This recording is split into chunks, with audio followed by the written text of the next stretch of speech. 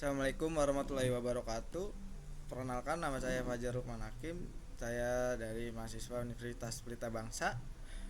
Di sini saya ingin memenuhi tugas UTS NLP atau Natural Language Processing dengan menghubungkan dataset ke Google Colab secara pre-processing dan fitur-fitur ekstraksi. Yang pertama, menghubungkan ke Google Drive.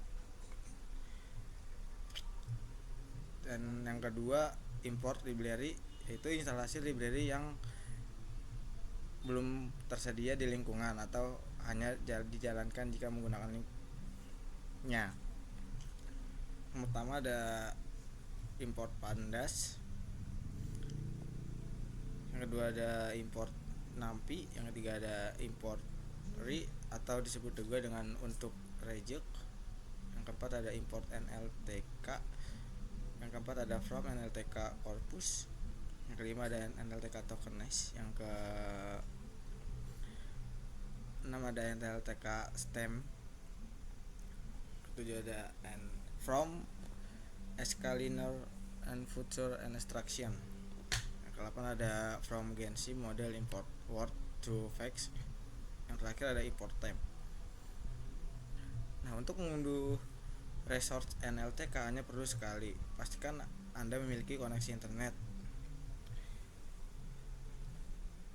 Seperti ini chordnya. Dan jika gagal menggunakan NLTK resource, pastikan koneksi stabil. Nah, yang ketiga ada koneksi untuk menghubungkan Google Drive. Jika menggunakan Colab, nah di bagian ini atau sesuaikan dengan part atau sesuaikan dengan data yang ada di Google Drive. Kedua ada asumsi data yang sudah diupload sesuai dengan nama file yang sudah dibuat, dan pastikan part ini sesuai dengan lokasi file Anda di Google Drive. Chordnya seperti ini. Dan ini hasil dari yang udah kita run atau kita hubungkan dari Google Drive ke Google Colab. Yang keempat ada pemilihan data untuk analis. Untuk mendemonstrasi yang jelas dan konsisten dengan library standar NLTK, kita akan memfilter datanya untuk review bahasa Inggris sesuai kolom launch. Kolom yang akan diproses adalah review text. Chordnya seperti ini, itu filter data untuk review berbahasa Inggris. Chordnya pun seperti ini.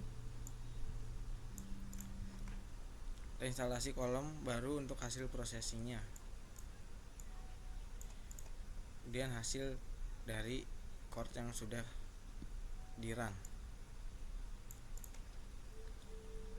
Berikutnya ada tahapan implementasi pre-processing text. Tahapan ini bertujuan membersihkan teks dari noise atau kebisingan agar lebih mudah diolah dan model tahap selanjutnya. Pertama ada case floating untuk mengubah huruf menjadi huruf kecil. Semua teks diubah menjadi huruf kecil lowercase untuk memastikan kata yang sama. Misalnya bagus dengan huruf awalnya kapital dan bagus dengan huruf awalnya biasa, diperlakukan identik. Berikut chordnya. Yang kedua ada tokenization atau pemecahan kalimat menjadi kata-kata.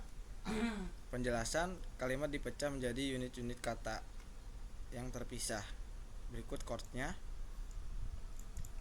Ketiga ada stop word removal atau menghapus kata-kata umum. Kata-kata yang tidak memiliki makna penting dalam konteks sentimen seperti the, atau is dihapus, mengurangi dimensi data, meningkatkan fokus. Chordnya pun seperti ini.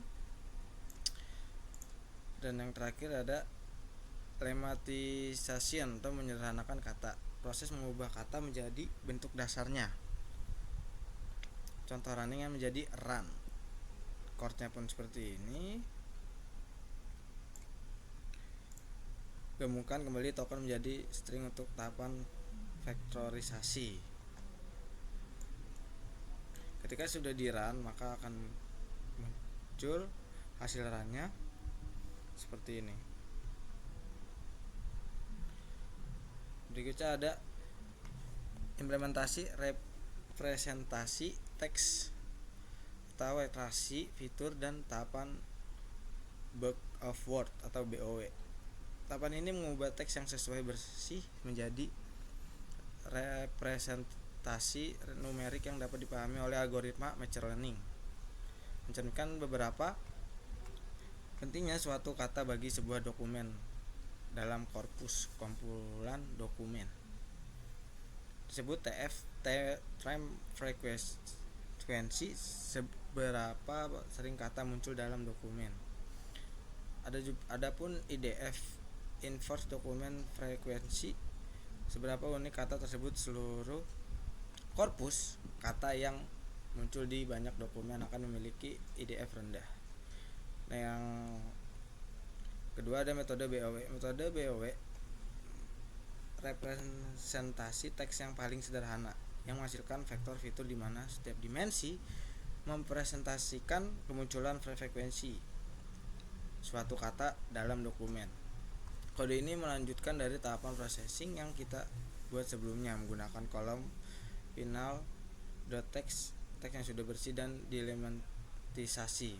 Berikut chord-nya untuk ekstraksi BOW atau bug of word.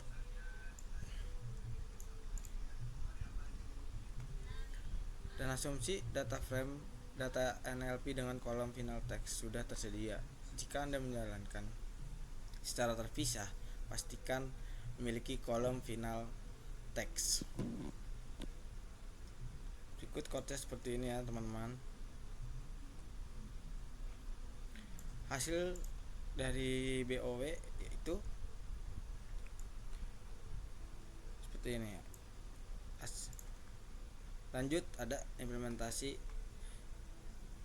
time frekuensi dan inverse document frekuensi. Berikut kodenya seperti ini.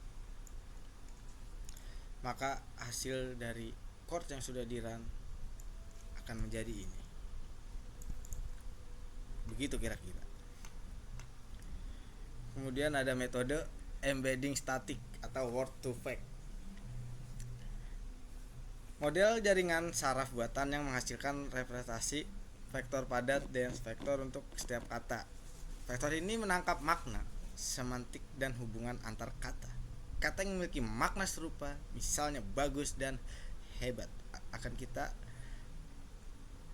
miliki vektor yang letaknya berdekatan dalam ruang vektor disebut vector space. Kita akan melatih model word to vec dari awal search menggunakan data review kita.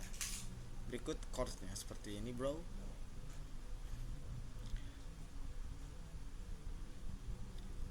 Maka setelah di run akan seperti ini.